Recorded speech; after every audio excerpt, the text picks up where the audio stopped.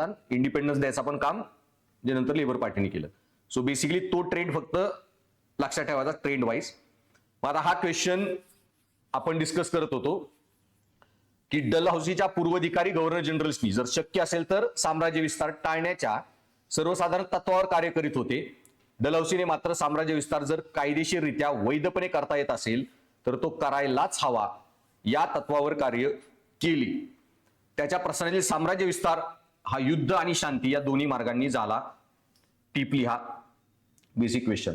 आता क्वेश्चनचा पहिला पार्ट काय आहे की पूर्वाधिकारी गव्हर्नर जनरली जर शक्य असेल तरच साम्राज्य विस्तार. मग कधी कधी तसं केलं त्यांनी शक्य असेल तरच. तर तुम्ही त्या फेजमध्ये बघता 20-25 वर्षात खूप कमी लढाया झाल्या. सुरुवातीला नॉनस्टॉप लढाया, Anglo Carnatic, Anglo Maratha, Anglo French. पण बाय 1803च्या आसपास बऱ्यापैकी लढाईच नाही. टिपू सुलतान वगैरे जी झाली डायरेक्ट 1818ची आहे, थर्ड अँग्लो मराठा वॉर.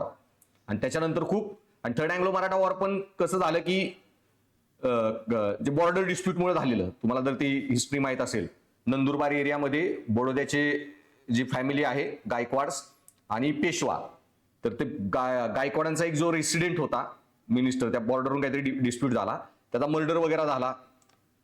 त्या बापू त्र्यंबक गोखले वगैरे त्यांनी तो मर्डर केला. ह्याला सरेंड करा वगैरे, त्याच्यावरून तो वाद झाला. फायनली ते एवढं कल्मिनेट झालं की थर्ड अँग्लो मराठा वॉर करून पेशवाई वॉज फिनिश्ड. तेच पकडलं. त्यानंतर मग अहोमची लढाई आहे. पण अहोमचा रिव्होल्ट पण कसा लोकलाइज होता. अहोमचा बेसिक पॉईंट माहित असेल तुम्हाला की म्यानमारने अटॅक केला बांगलादेशवर, पूर्ण नेपाळ, सगळे त्रिपुरा बिपुरा मिझोरम सगळं एरिया जिंकलेला. आणि त्यांना जर हरवायचं असेल, कारण कलकत्ता बांगलादेश सगळा ब्रिटिशांची कॅपिटल तो रिजन, मग ह्यांना लांब ठेवा म्यानमारला. आणि म्यानमारच्या ज्या ह्यांना म्यानमारी फोर्सेसला, बर्माचा जो किंग होता त्याला हरवण्यासाठी मग त्यांना आपल्या फौजा त्यांनी गुवाहाटीतून ब्रह्मपुत्रेतून न्यायच्या. ब्रह्मपुत्रेतून तुम्ही एंट्री मारू शकता सगळ्या राज्यांमध्ये. Guwahati is a base, plain ground. मग यांनी ब्रिटिशांनी आपले फोर्सेस गुवाहाटीत आणून ठेवल्या, तिथून अटॅक केला आणि बर्माच्या ह्याला हरवलं. पण अहोम राजांनी मदत केली. पण ते झाल्यावर त्यांनी अहोम राज्यातून सैन्यच माघारी विड्रॉ केलं नाही, अहोमलाच डिपोज केलं आणि गुवाहाटी घेऊन टाकू हे जे करत होते, तेवढाच एक ॲग्रेशन मध्ये प्रकार झाला, अहोमचा रिव्होल्ट झाला. मग तो जो पार्ट आहे तुम्हाला फक्त एक्सप्लेन करायचा आहे की बाबा ह्या फेजमध्ये लढाया झाल्या नाहीत. आणि मग त्यात बेंटिंगचं जे उदाहरण सांगितलं की जयपूरच्या रेसिडेंटला मर्डर केला तरी त्यांनी कुठली ऍक्शन घेतली नाही त्यांच्या विरोधात. आणि मग कर्जन आला, डलहौसी आला. आणि डलहौसी जो होता ना तो पूर्ण साम्राज्य विस्तारवादी होता. आणि काल मी एक पॉईंट सांगितलं, 1833चा जो ऍक्ट आला ना त्याच्यामध्ये त्यांनी सांगितलेलं की राजे महाराजे आहेत ना ते आपल्या अधीन आहेत आणि जिथं शक्य असेल तिथं साम्राज्य विस्तार करा, एक्सपान्शन करा. आणि डलहौसी त्याच अँगलनी आला. आणि त्याच्यामध्ये त्यांनी 1833च्या ऍक्टमध्ये सांगितलेलं की जेव्हा आम्ही तुमचं इंटरनल ऍडमिनिस्ट्रेशन कंट्रोल करतोय तर त्याचा एक पार्ट हा पण असणार आहे, तुम्ही मुलं दत्तक घ्यायची का नाही आमच्या परमिशननी. ओके, सो 1833च्या ऍक्टनी काय सांगितलं, मुलं दत्तक घ्यायची परमिशन आम्हाला आमच्याकडून घ्यायची ह्याच्या अगोदर रूल करायला. कुठला तर लिगल राहणारच ना, ती फॅमिली टिकणार. पण त्याला पण ते काय किडे करायचे, मॅल ऍडमिनिस्ट्रेशन, त्यांनी गव्हर्नन्स नीट केला नाही म्हणून डिपोज करायचे. सो मॅल ऍडमिनिस्ट्रेशन त्यांनी आवदला डिपोज केलेलं मिस गव्हर्नन्सच्या नावाखाली. सो तसंही केलं त्यांनी. इश्यू काय झाला, मग त्यांना आता यांची काही युटिलिटी वाढत नव्हती, जे आधी बफर म्हणून काम केला वगैरे जो त्यांचा इश्यू होता, रिंग फेन्ससाठी वापरा म्हणून. पण आता त्या ऍक्टमध्ये काय लिहिलेलं आहे की आमची परवानगी घ्यावी लागेल. आता ह्याचं इंटरप्रिटेशन ओपन आहे, समजून घ्या. 1833ला त्यांनी काय सांगितलं, आमची परवानगी घ्यावी लागेल. डलहौसीने ह्याचा अर्थ काय लावला, आमची परवानगी घ्यावी लागेल. आणि जर आम्ही ती नाही दिली तर याचा अर्थ काय, देशाला वारस नाही. मग देश जाणार कुठं, ऑटोमॅटिकली तो लॅप्स होणार आणि ब्रिटिश साम्राज्यात जमा. सो डॉक्ट्रिन ऑफ लॅप्स हा त्यांनी लावलेला अर्थ होता ह्या प्रोव्हिजनचा. सो डॉक्ट्रिन ऑफ लॅप्स अशी कुठली पॉलिसी नव्हती. त्याच्या त्या अर्थाला म्हणतात की ऑटोमॅटिकली तो सिद्धांत बनतो. याचा अर्थ असा होतोय की इंग्रजांनी तुम्हाला परमिशन नाही दिली वारस घ्यायची, अप्रूव्ह नाही केली, तुम्ही त्यांना सांगायचं की मी हा वारस घेतोय परवानगी, आणि ती नाकारणे किंवा न देणे नाही पण दिली म्हणजे वी डोंट अप्रूव्ह, म्हणजे तुम्हाला सेपरेट लेटर, हा तुम्ही दत्तक घ्या, हे पत्रच तुम्हाला पाठवलं नाही इंग्रजांनी रिटर्न क्वीननी, म्हणजे याचा अर्थ नाकारल्यासारखंच आहे. नाकारला मग तुमचा दत्तकाला अर्थ नाही, तो पदावर बसू शकत नाही आणि संस्थान खालसा. आणि असं करत मग त्यांनी जे सपाटा लावून दिला आणि फायनली मग त्याच्यामुळे जे असंतोष पसरला, राजे महाराजे सगळ्या सिस्टीम ज्या डिपोज हे झाल्या आणि त्याच्यातून जे वाद झाला. सो बेसिकली मग याच्या पार्टचा इंट्रोडक्शन मध्ये जो फ्रेमिंग करायचंय तुम्हाला की संस्थानांशी झालेले करार हे परस्पर संबंध किंवा परस्पर संवादावर आधारित नव्हते, तर त्याऐवजी भारतीय राज्यकर्त्यांवर ब्रिटिश सरकारशी अधीनस्थ सहकार्याने वागण्याची व त्यांचे सर्वोच्च वर्चस्व मान्य करण्याची एकतर्फी जबाबदारी लादण्यात आली होती. सबऑर्डिनेट आयसोलेशन आणि पॉलिसी कधीपासून चालू झाली? सबसिडियरी अलायन्सचाच पार्ट होता तो, की तुम्ही आमचे फौजा तिथं राहणार, कंट्रोल करणार आणि फॉरेन पॉलिसी कंट्रोल केली की तुम्ही आयसोलेटेड झाला. दुसऱ्या देशांची काय रिलेशन ठेवायचे नाही ठेवायचे तुमच्या हातात पॉवर नाही. आणि त्याच्यानंतर 19व्या शतकाच्या सुरुवातीस लॉर्ड वेलस्ली यांनी सुरू केलेल्या सबसिडी अलायन्स सिस्टीम अंतर्गत करारांवर स्वाक्षरी करून बहुतेक संस्थानांनी परराष्ट्र व्यवहार आधीच गमावला होता. सो यांचं बॅकग्राऊंड क्रिएट करायचं जायचं की इथं आतापर्यंत अशी स्टेज झालेली, फॉरेन रिलेशन सरेंड केलेलं यांनी पूर्णपणे. आणि मग त्यावेळी सबसिडी अलायन्स पासून जे सुरू झाले त्यावेळी मग पुढे कशात टर्न झालं? Theory of paramountcy, subordinate isolation 1813च्या ऑनवर्ड्स. मग हे सगळे राजे आमच्या खाली, आम्ही त्यांना कंट्रोल करणार, फॉरेन रिलेशन वगैरे, हळूहळू इंटरनल ऍडमिनिस्ट्रेशन आणि ह्यांचं स्वायत्ता संपली इंटरनली बऱ्याच प्रमाणात, थोडीफार अंतर्गत होती, नंतर ती त्यांना हळूहळू काढून घ्यायला लागली. आणि ज्या धोरणात भारतीय संस्थानांना एकमेकापासून अलिप्त ठेवण्यात आले, त्यांच्या राजकीय अस्तित्वासाठी त्यांना ब्रिटिश प्रशासकांवर अवलंबून राहावे लागे. राजकीय अस्तित्व म्हणजे काय? की तुमच्यावर कोणी अटॅक केला, ब्रिटिश लढले तर ठीक, नाही लढले तुमची ना मिलिटरी आहे ना काय फौजफाटा स्टँडिंग आर्मी लढायला. आणि या धोरणाचा पाया लॉर्ड हेस्टिंग आणि लॉर्ड डलहौसी यांनी घातला, जी थेअरी ऑफ पॅरामाउंसी, प्राधान्य सत्ता, इंग्रज प्राधान्य सत्ता आणि तुम्ही हळूहळू सबऑर्डिनेट बनलेले राजे. आणि याचं अल्टिमेट कल्मिनेशन काय होतं पॅरामाउंसीचं? की ते टायटल जे दिलं राणीला, क्वीन एम्प्रेस ऑफ इंडिया, ती सगळ्यांची महाराणी, बाकी सगळे तुम्ही खालचे प्रिन्सेस राजे येणार. आणि तुम्ही हे बघायचं ते प्रोटोकॉल. आता मी मध्ये कलकत्त्याला गेलतो, तोपर्यंत राजधानी कुठे होती? कलकत्त्याला. आणि कलकत्त्यामध्ये त्यावेळी एक इंग्लंडचा राजा आलेला बरं का त्याच्या टाइम पिरियडमध्ये, सॉरी दिल्ली दरबाराचा फोटो आहे. दिल्लीमध्ये 1921च्या आसपास तो राजा आलता ना, प्रिन्सेस ऑफ चेंबर्स बनवलेला ना त्यावेळी, जॉर्ज द 5th का 4th कोणतरी होता, 5th. आता तो आलता ना, त्याचा दरबार जो भरले ना त्यावेळी चे फोटो आहेत. तर ते राजांच्या फॅमिली ज्या होत्या ना, प्रोटोकॉल्स बघायचे की कुणाबरोबर कोण असणार. सो व्हाईसरॉय जो होता, व्हाईसरॉय म्हणजे राजा, आणि प्रत्येक हत्तीवर जो येत होता तर त्याच्यात कोण कुठल्या लेवलला येतात. तर मग त्याच्याबरोबर एक इंग्लंडचा ड्यूक वगैरे आलेला जॉईन झाला, तर ते ड्यूक्स आपल्या राजांबरोबर ह्याच्यावर म्हणजे ते प्रोटोकॉल असतो ना, प्रेसिडेंट, प्राईम मिनिस्टर वगैरे, ते दर हत्तीवर कोण कसं बसणार, कुठल्या सिक्वेन्स मध्ये येणार, ते पण तसंच प्रोटोकॉलमध्ये होतं. सो त्या राजाबरोबर कोणी नाही असणार, ही इज एकटा त्या हत्तीवर, नॉट इव्हन व्हाईसरॉय. मग व्हाईसरॉय आणि मग बाकी आपले सगळे राजे. आणि त्यात सगळ्यात हायेस्ट हे होतं ना प्रेसिडेन्स मध्ये पॉवर वॉज हे जे होते सिंधियाज, सगळ्यात थर्ड प्रोटोकॉल सगळ्या राजांमध्ये टॉपला त्यांना प्रोटोकॉलमध्ये ते होता, सिंधिया फॅमिली ग्वाल्हेरची. सो वॉट एव्हर, तो जो इश्यू होता की पॅरामाउंटची क्लिअर डिक्लेअर केलं आम्ही सुप्रीम तुमच्यावरती. आणि त्याच्यानंतर मग आता हे पुढे झाल्यावर हे सगळे अधीनस्थ असताना मी जे सांगितलं की ब्रिटिशांच्या देखरेखीखाली भारतीय राज्यकर्त्यांनी फक्त अंतर्गत कामकाज करावं, कारभार करावा. पण ह्याच्यामध्ये पण मग डलहौसी काय करायला लागला की त्यांची अजून एक पॉलिसी काय होती, बेनिव्होलंट डिस्पॉटिझम. आम्ही इथं बरे काय काय करतोय पण तुमच्याच भल्यासाठी आलोय, तुम्हाला शिक्षित करायला, एज्युकेशन द्यायला. आणि त्याच्यामुळं तुमच्या भल्यासाठी काम करताना मग दाखवायला त्यांना फक्त कारण पाहिजे होतं की हा राजा नीट ऍडमिनिस्ट्रेशन करत नाहीये, त्याला डिपोज करा आणि राज्य घेऊन टाका. सो हे जे होतं की त्यांचं इंटरनल ऍडमिनिस्ट्रेशनवर कंट्रोल मिळवायचा सगळ्या प्रिन्सली स्टेटच्या. आणि प्रत्येक संस्थानात एक ब्रिटिश रेसिडेंटची उपस्थिती, जो ब्रिटिश भारत आणि मूळ राज्य यांच्यात, तसेच एक रियासत आणि दुसऱ्या संस्थानामध्ये संवाद. आणि इनिशियल रेसिडेंट अपॉइंट केलं, त्याचं काम काय, रिलेशन मेंटेन करायचे, ब्रिटिश इंडिया प्रिन्सली स्टेट, एक प्रिन्सली स्टेट दुसरं प्रिन्सली स्टेट. तोच पुढे तुमचा डलहौसीच्या टाइम पिरियडमध्ये बनला, ऑलमोस्ट त्या टाइम पिरियडमध्ये फॉरेन मिनिस्टर. आणि ही जी डलहौसीची मी धोरणं सांगितली की डलहौसी लक्षात आली की त्याच्या आधीच्या प्रशासकांच्या धोरणांमुळे संस्थानिक राजे आधीच राजकीय दृष्ट्या अधपताला गेले आहेत, त्यांचा काही एक्झिस्टन्स राहिला नाहीये इंटरनल एक्सटर्नल. कधी यांना आपण फिनिश ऑफ करू शकतो. आणि म्हणून त्याने याकडे थेट ब्रिटिश सत्ता वाढवण्याची एक सुवर्ण संधी, की आता ह्यांना संपवलं तरी आपल्याला काही थ्रेटच राहिली नाहीये. We are very powerful. आणि युरोपमध्ये थ्रेट नाही, इंडियात पण थ्रेट नाही, मिलिटरी खूप पॉवरफुल. सो मग ह्यांना ठेवण्यामध्ये आपल्याला काय आता युटिलिटी नाहीये बेसिकली. आणि त्या काळात मी सांगितलं जी युटिलिटी थिअरी चालू होती सगळीकडे, जे पण फायद्या तोट्याचं बघायचं आणि त्याच हिशोबाने निर्णय घ्यायचे. सो डलहौसी धोरणे ही विल्यम बेंटिक सारख्या पूर्वीच्या गव्हर्नर जनरलनी दाखवलेल्या सावध संयमापासून कम्प्लीट वेगळी. सो बेंटिकनी जितकं अवॉइड करा, लढायच करत बसायचं नाही. सो मास्टरली इनॅक्टिव्हिटी जी पॉलिसी त्यावेळी फॉलो केली जात होती. आणि मग बेंटिकचं जे उदाहरण आहे की परिस्थिती वगळता साम्राज्य विस्तार त्यांनी पूर्णपणे टाळला. आणि त्याचं उदाहरण म्हणून एक फक्त लिहायचं की हे जे होतं जयपूरच्या रेसिडेंटला विष दिलं तरी त्यांनी जयपूरवर ऍक्शन घेतली नाही वगैरे.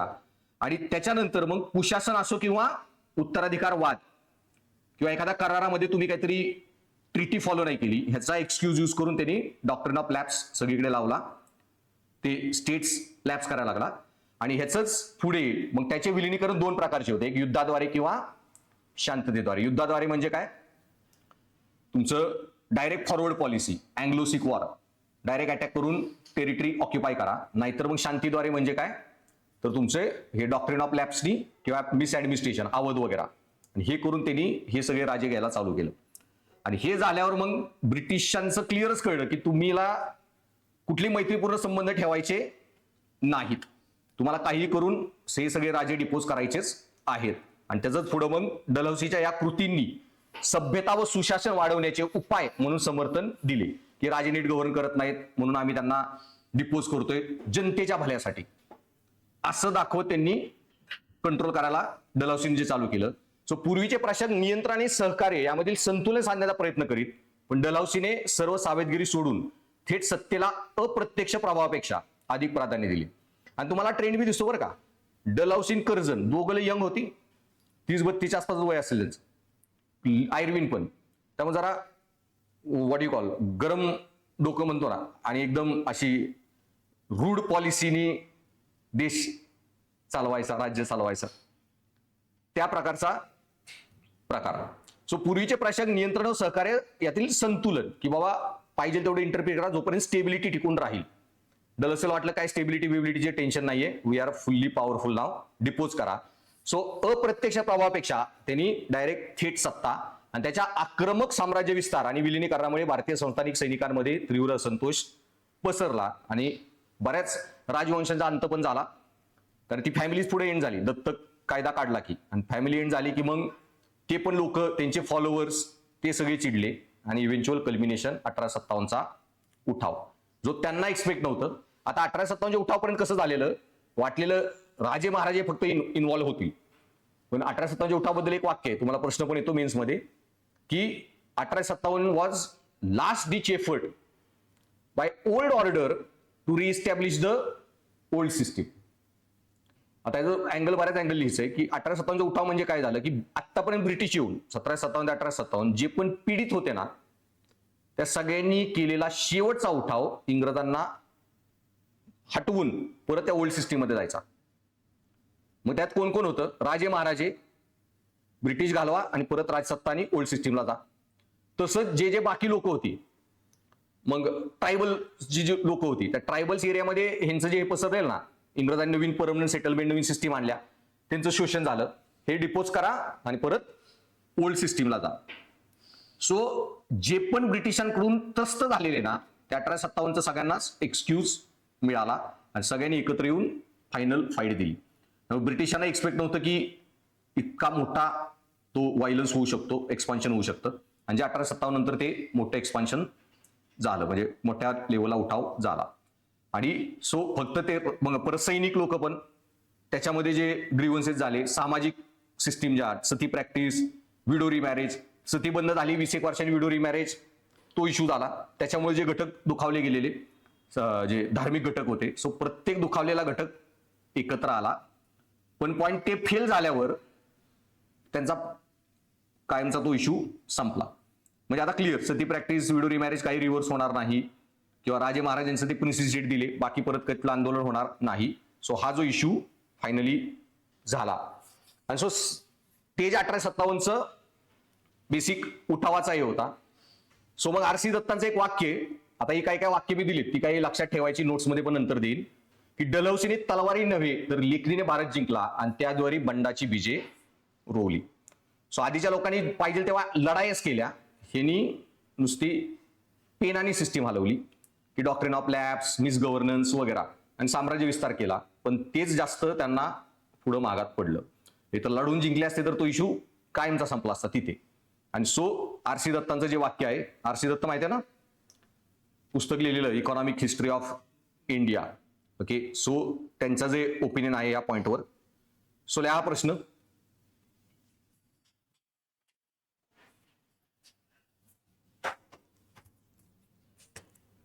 डलहौसीच्या पूर्वाधिकारी गव्हर्नर जनरल्सनी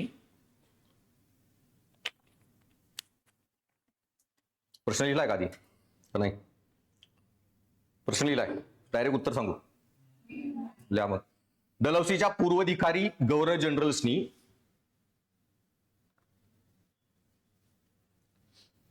जर शक्य असेल तर साम्राज्य विस्तार टाळण्याच्या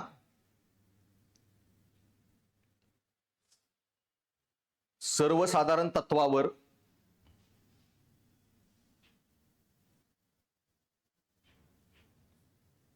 एसीचं रिमोट कुठे आहे? 23 कर, 25ला चालत नाही. सर्वसाधारण तत्वावर कार्य करीत होते. साम्राज्य विस्तार टाळण्याच्या सर्वसाधारण तत्वावर कार्य करीत होते. डलहौसीने मात्र साम्राज्य विस्तार जर कायदेशीरपणे करता येत असेल, साम्राज्य विस्तार जर कायदेशीरपणे करता येत असेल तर तो करायलाच हवा. डलहौसीने मात्र साम्राज्य विस्तार जर कायदेशीरपणे करता येत असेल तर तो करायलाच हवा या तत्वावर कार्य केले.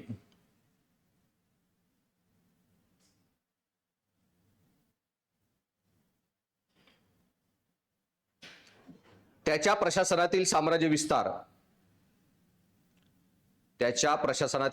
विस्तार हा युद्ध आणि शांती या दोन्ही मार्गांनी झाला.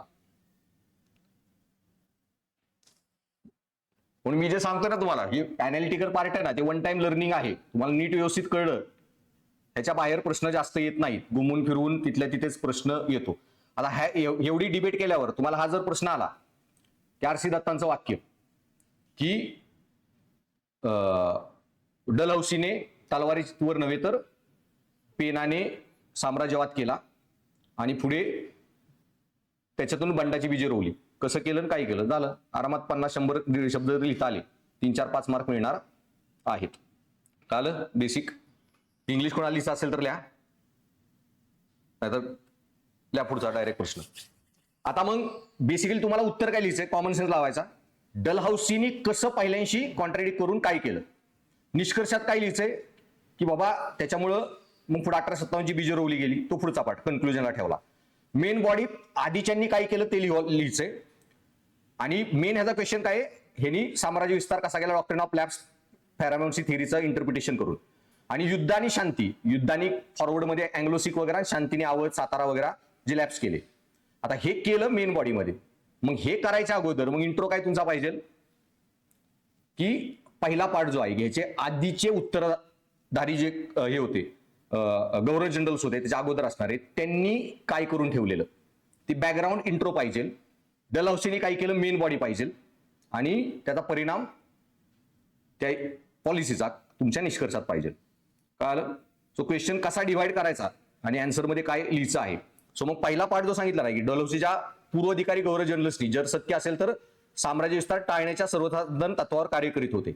आणि एक पॉईंट लक्षात ठेवा, असे 2 लाईनर क्वेश्चन असतील ना, डबल वाक्य, तर ते पहिलं वाक्य ना त्याला एवढा रिलिव्हन्स नसतो, पण ते दिले म्हणलं त्याला ऍड्रेस करावं लागतं, ते इंट्रोमध्ये टाकून द्यायचं. आणि मेन सेकंड लाईन जे आहे ना तो तुमचा कोर क्वेश्चन आहे, त्याला मेन बॉडी बनवायचं. कळलं. सो मग पहिला पार्ट जो आहे ती बॅकग्राऊंड सेट करा. डलहौसीच्या पूर्वाधिकाऱ्यांनी काय काय करून ठेवलेलं, सबसिडी अलायन्स करून पॅरामाउंटची थिअरी बनवून त्यांना ऑलरेडी अधपतनाला नेऊन ठेवलेलं. डलहौसी जेव्हा आला त्याला वाटलं यांचं आता काय राहिलंय, संपून टाकू, फिनिश करू. फक्त त्याला एक्सक्यूज पाहिजे होता जो त्याला त्या पॉलिसीमध्ये मिळाला. आणि त्याला मग जिथं शक्य असेल करा. मग प्रश्न काय म्हणतोय, ह्यांचं कधी होतं की लढाया टाळा, शांती ठेवा. आता लढाई टाळा शांती ठेवा का? अमेरिका हातातून गेलेला, काही झालं तरी इंडिया हातातून गेला नाही पाहिजे. सो जिथं असेल तरच लढाया करा, मोक्यात वादविवाद नको म्हणून त्यांनी टाळलेलं. पण 1833 पर्यंत इंग्रज प्रचंड पॉवरफुल होते. मोस्ट जगातले, अमेरिका पण एवढी पॉवरफुल नव्हती अजून. अमेरिका पॉवरफुल बनली फर्स्ट वर्ल्ड वॉर नंतर. सुपर पॉवर जगात सुपर पॉवर अजून लंडनच होती. मग त्यांना माहित होतं यांना कधी निपटू शकतो. त्याच्यामुळं साम्राज्यवाद करायला आता त्याला फक्त एक्सक्यूज पाहिजे होतं. आणि मग त्याच्यात मग वाक्य काय म्हणतंय, डलहौसीने मात्र साम्राज्य विस्तार जर कायदेशीररित्या वैध, लिगली पॉसिबल असेल, कायद्याने काय दिलेलं मग 1833 ऍक्टचा जो क्लॉज सांगितला तो तुमच्या उत्तरात मेन यायला पाहिजे. सो 1833 क्लॉजने काय सांगितलं की भाई जिथं शक्य असेल तिथं तुम्ही साम्राज्य विस्तार करा. गाईडलाईन्स पण दिलेली, म्हणजे त्याला सांगितलेलं पॉसिबल असेल तर. आणि त्यांनी काय लावला, दत्तक घेताना कोणीही परवानगी नाही दिली आहे तर याचा अर्थ असा समजून घ्या परवानगी नाकारली. आणि नाकारली म्हणजे तुमच्या देशाला आता प्रशासक नाही. मग प्रशासक ऑटोमॅटिकली कोण होणार आहे? राजाच नाही तर ब्रिटिश. आम्ही ऑलरेडी इंटरनल ऍडमिशन कंट्रोल करतोय सगळं, मग आम्हीच प्रशासक बनणार म्हणजे ते स्टेट वेगळं राहत नाही, ते ब्रिटिश इंडियाचा पार्ट बनणार आणि गव्हर्नर जनरलच्या अंडर कम्प्लीट येणार. हा मेन पॉइंट ह्या वाक्याचा, कायदेशीररित्या वैधपणे करता येत असेल तर. आणि मग पुढे दुसरा पॉइंट काय, आणि युद्ध आणि शांती त्यांनी दोन्ही मार्ग अवलंबले. युद्धाचा तो सिक्सचा आणि शांतीचा डॉक्ट्रिन ऑफ लॅप्सचा. सो लिहा.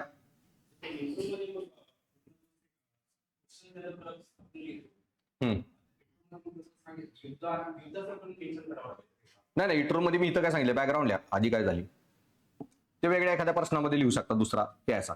मी सांगितलं ना, इंट्रो जर तू समराईज केलं मग तुम्ही हे कधी करणार आहे, बॅकग्राऊंड कधी लिहिणार आणि कर्जनची मेन आर्ग्युमेंट कधी लिहिणार, शब्दच पुरणार नाही. म्हणून बऱ्याच प्रश्नात इथिक्स मध्ये पण मी सांगितलंय, 2 प्रश्न असतील ना तर एका प्रश्नाला इंट्रोच बनवायचा आणि डायरेक्ट पुढं मेन सेकंड प्रश्न मेन बॉडीत ऍड्रेस करायचा, नाहीतर उत्तर होणार नाही लिहून. त्यामुळे आता पहिला प्रश्न आहे ना तो मी तुम्हाला इंट्रो मध्ये सांगणार, पूर्व अधिकाऱ्यांनी काय केलेलं, आणि मग डलहौसीचं काय ते मेन बॉडीत येणार. सो लिहा. संस्थानांशी डलहौसीच्या आधी झालेले करार, संस्थानांशी डलहौसीच्या आधी झालेले करार हे परस्पर संबंध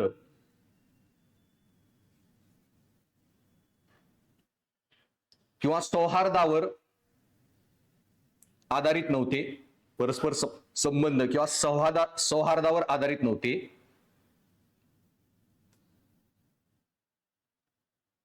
त्यात इंग्लिश एक वाक्य टाकायचं, काल जे सांगितलेलं कर्जनचं.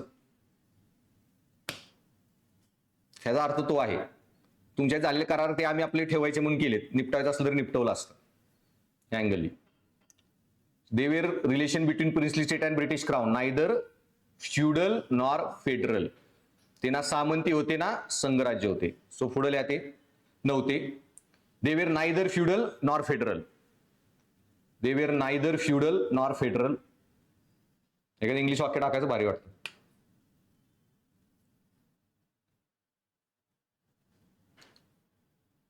भारतीय राजकर्त्यांवर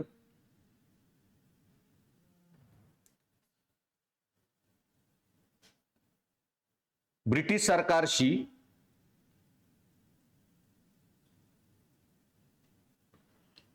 अधीनस्थ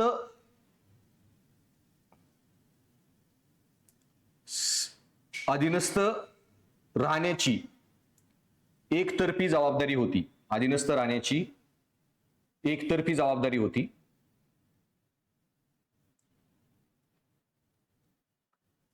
आता एकतर्फी जबाबदारी ना, ते सामंती असतात ना रिलेशन, सामंती रिलेशन एकतर्फी नसतात. सामंत असतो ना तो त्या फॅमिली तिथं हजारो वर्ष रूल करत असती. नवीन राजा आला तरी ती फॅमिली तिथं राहते. फक्त हा राजा होता, आता हा राजा आला, ते त्याला आयडेंटिफाय करणार. त्या सामंतांना लगेच डिपोज कधी केलं जायचं नाही, ऍज लॉंग ऍज तो काय म्हणतात तिथं तुमच्या ह्याला सुझेनिटी ऍक्सेप्ट करायला तयार आहे. म्हणजे मी सांगितलं की आता मराठा जशी मराठा फॅमिलीज होत्या आपापल्या प्रत्येक एरियामध्ये, मग राजे कोणी चेंज झाले, आदिलशाही निजामशाही कंटिन्यू स्विच, त्यांना तिथून हलवलं जायचं नाही. ओके, त्याच्यामुळं ते सामंती रिलेशन झालं. खूप रेअरली एखाद्या फॅमिलीचा लय मोठा काही इश्यू केला तरच ते पूर्ण डिपोज करा, फिनिश करा, मर्डर वगैरे असं केलं जायचं. सो ह्यांचं तसं नव्हतं. इंग्रजांना काही त्यांची रक्षण करण्याची सामंती जबाबदारी नव्हती. हा जो पॉईंट आहे. सबसिडियरी अलायन्स सिस्टीम पासून जे सुरू झाले, त्याच पॉईंटमध्ये इंट्रोज फक्त थोडं डिटेल देतोय. सबसिडियरी अलायन्स सिस्टीम पासून जे सुरू झाले ते हळूहळू थिअरी ऑफ पॅरामाउंटसीच्या सिद्धांतात विकसित झाले. सबसिडियरी अलायन्स सिस्टीम पासून जे सुरू झाले ते हळूहळू थिअरी ऑफ पॅरामाउंटसी च्या सिद्धांतात विकसित झाले.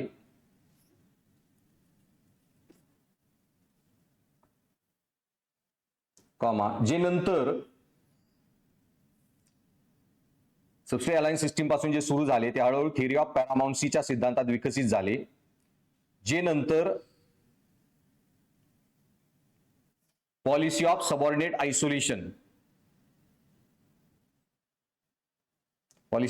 आयसोलेशनच्या धोरणात विकसित झाले.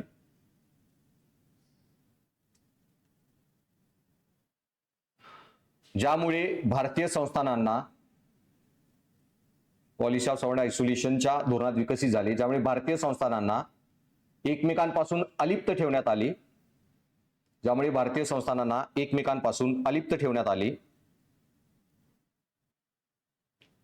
आणि राजकीय अस्तित्वासाठी ब्रिटिशांवर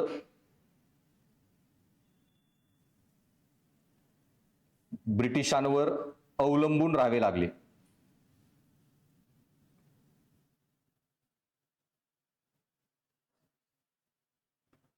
बाकीचे पॉईंट रेसिडेंट अपॉइंट करणे वगैरे त्याच्या पॉलिसीत इन्क्लुडेड आहे, ते तुम्हाला सांगायची गरज नाही. सो मग आता डलहौसीचा पॉईंट. सो हे झालं तुमचं की इंट्रोमध्ये ह्यांची ही स्टेज झाली होती. मग आता डलहौसी आला आणि डलहौसीने पुढे काय केलं तो पार्ट तुमच्या मेन बॉडीमध्ये. सो नेक्स्ट पॅरामध्ये लिहा. लॉर्ड डलहौसीला लक्षात आले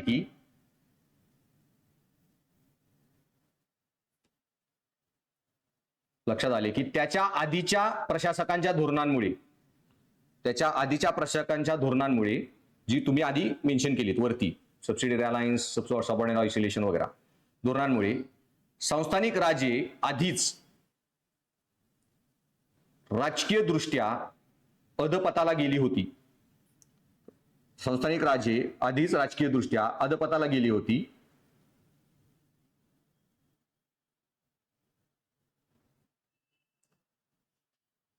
म्हणूनच त्याने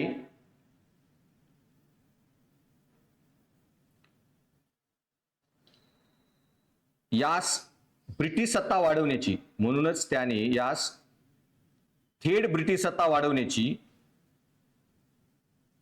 एक सुवर्ण संधी म्हणून पाहिले.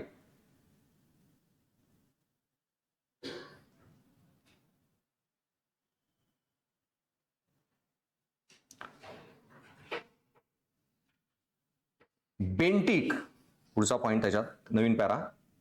बेंटिक अनिवार्य परिस्थिती वगळता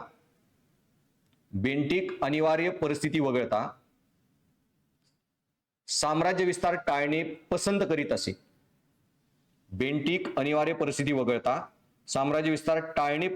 असे. या उलट डलहौसीने कायदेशीर कारणे पुढे करत साम्राज्यवादाच्या संधी शोधल्या.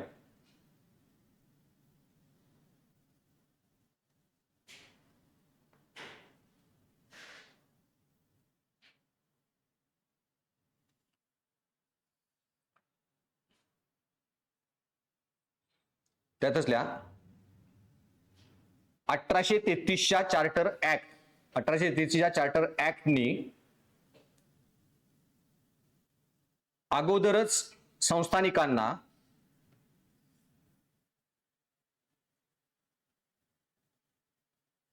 दत्तक घेण्याची परवानगी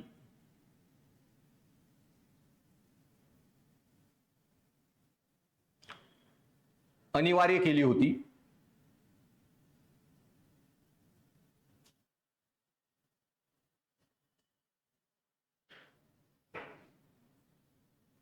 याच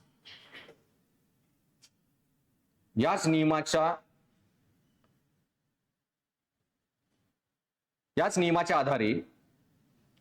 आधारे जर दत्तक परवानगी नाकारली